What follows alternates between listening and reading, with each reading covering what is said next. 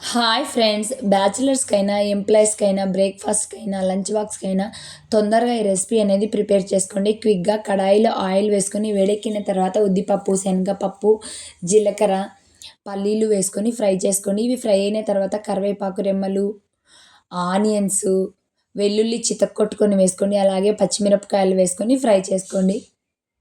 ఇవి కొంచెం ఫ్రై అయిన తర్వాత నేను ఇక్కడ ధనియా పౌడర్, చిల్లీ పౌడర్,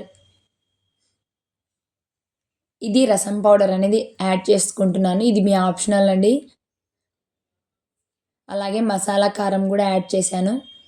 జీరా పౌడర్, కొంచెం బెల్లం యాడ్ చేయండి, టేస్ట్గా ఉంటుంది. వేసుకొని ఒకసారి ఫ్రై చేసుకోండి. ఇవి తొందరగా క్విక్గా అయిపోతుందండి ఈ రెసిపీ అనేది. 10 మినిట్స్‌కి అయిపోతుంది. లంచ్ బాక్స్‌కైనా బ్రేక్ఫాస్ట్‌కైనా కొంచెం ఇంగువ కూడా యాడ్ చేసుకోండి. కొంచెం పసుపు కూడా యాడ్ చేసుకుంటున్నాను. మనం రైస్ అనేది పొడి పొడిగా చేసుకొని పక్కన ఆరపెట్టుకోండి.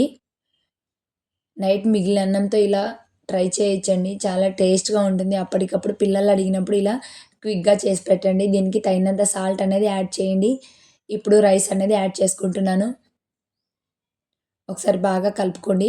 కొత్తిమీర వేసుకొని మీరు ఇలా ఒకసారి ట్రై చేయండి. తొందరగా క్విక్‌గా అయిపోతుంది. ఒక స్పూన్ నెయ్యి అనేది యాడ్ చేసుకుంటున్నాను చివరిగా. నెయ్యి యాడ్ చేయడం వల్ల చాలా టేస్ట్‌గా ఉంటుందండి ఆనియన్ రైస్. పిల్లలు కూడా ఇలా యాడ్ చేస్తే చాలా ఇష్టంగా తింటారండి. నెయ్యి అనేది ఒక స్పూను. కంపల్సరీ మీరు ఇలా ఒకసారి డిఫరెంట్‌గా ట్రై చేయండి. అప్పటికప్పుడు ఉదయం తొందరగా క్విక్‌గా అయిపోతుందండి లంచ్ బాక్స్‌కైనా, బ్రేక్‌ఫాస్ట్‌కైనా, ఆఫ్టర్‌నూన్ రెసిపీకైనా.